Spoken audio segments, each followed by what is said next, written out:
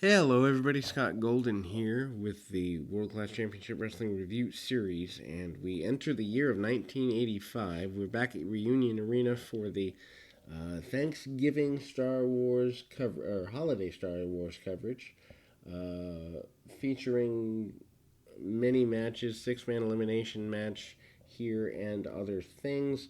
But tag team matches and Mike Von Erich's Billy Jack Haynes taking on Jake Roberts and Gino Hernandez and much more.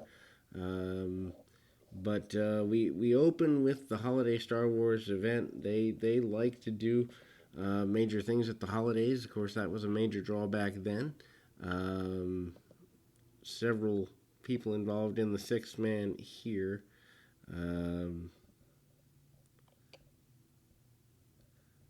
the Akbar part of this and various others also a part of the extravaganza missing link in there. I guess this is a six-man elimination style match here. Akbar actually an active competitor, which is surprising to some, but we do see him upon occasion, and there when he is needed to be, I suppose. Missing link there as well. Uh, one of the masked, I guess a masked Mr. X is here. Terry Gordy in this. Eliminations via over the top rope. Buddy Roberts returning temporarily. Chick Donovan there. Over the top rope pinfalls or submissions.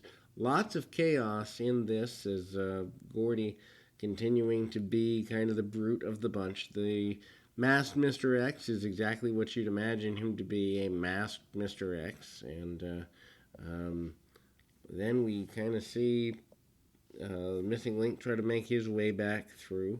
Um, Gordy really the dominant one in the contest. Link for some reason tries to use and successfully does use his diving headbutt from the second rope on the inside. Through the middle rope to the floor goes Donovan. Donovan not over the top, therefore not eliminated.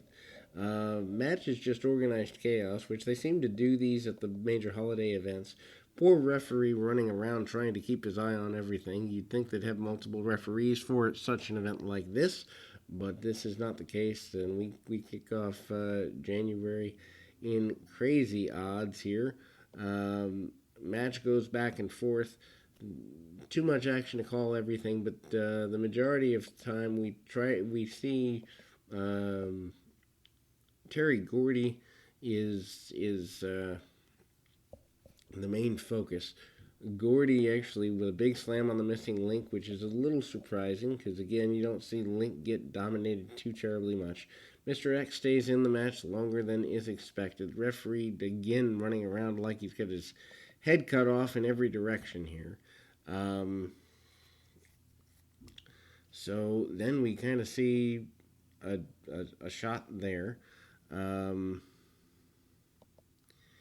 and so double clothesline by the Freebirds, who don't do any damage to each other, but obviously going to see uh, Roberts and Gordy back in the same ring is to be an advantage. I don't think Skandor Akbar particularly likes being there, but Gordy goes to work on him quite a bit, and there is a point when the final three are Gordy, Missing Link, and Skandor Akbar. So Gordy has the odds against him. Link and Akbar try to eliminate Gordy, do not get where they want to get with that by any stretch of the imagination. Terry Gordy does in fact get the victory here in this match, much to the chagrin of everybody including the very angry Missing Link. And Kerry Von Erich talks about re-winning or hoping to re-win the NWA Championship. Kerry, of course, winning it back in May of '84, gets a rematch here. Many people thinking that he would kick off '85 with Ric Flair as the former champion and Kerry again a two-time holder. Match itself is just as good, if not, well, wouldn't say better than the Texas Stadium Affair, because the Texas Stadium Affair had all the David pageantry around it and everything associated therewith. But just as good a match. Kerry breaks Flair down for several minutes, gets some riding time, and really hooks in a hammerlock pretty heavily there. Kerry tries to restabilize things with Flair, and Flair gets beeled out of the corner, hip toss, standing head scissors by Kerry, and in a midpoint in the match, which is pretty impressive looking for a guy Kerry's size and body build to be leaping up onto the shoulders of Ric Flair. Just kind of cool to watch. Needless to say, we see Flair go to town and start to work over the knee of Kerry Von Erich, as he would be wont to do. Flair does eventually get a almost victory, but Kerry able to lift the shoulder. Flair, though, willing to and often does use the tights, the bootstraps, whatever he can to get the advantage going back his way. Flair hits the knee drop right across the nose of Kerry, and then we see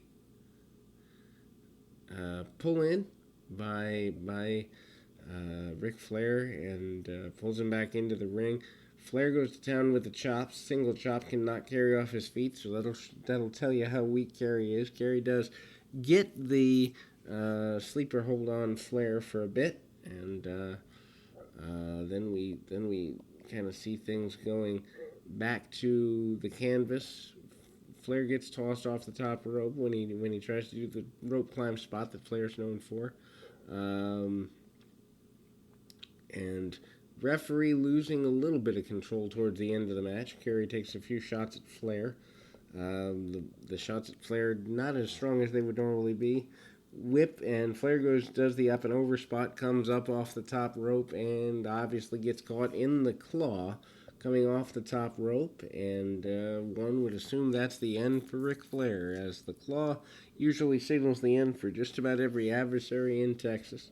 Well, of course, since Fritz and on forward.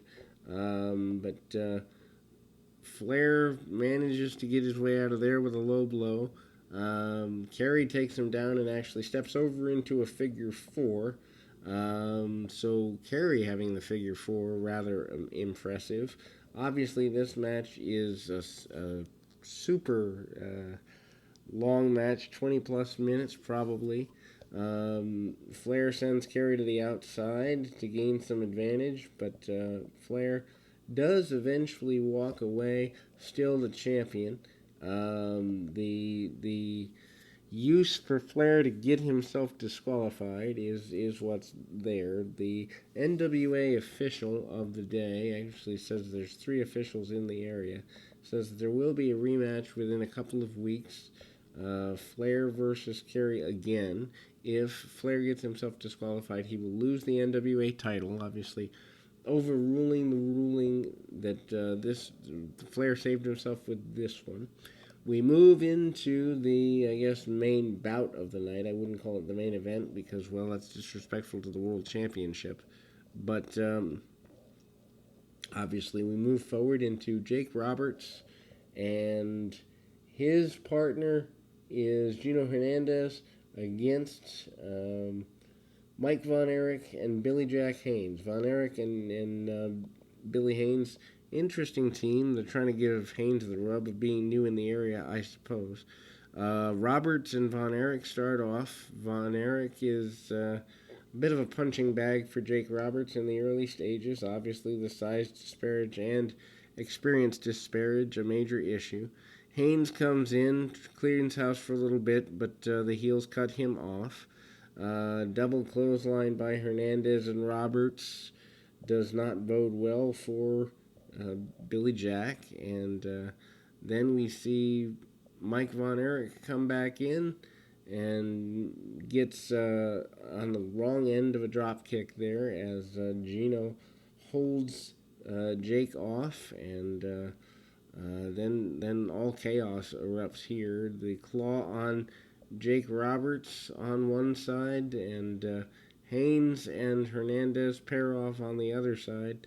Everybody going nuts, middle of the ring, and we literally have a couple of seconds left. The match is very high energy, high impact, and the referee does count Jake Roberts down.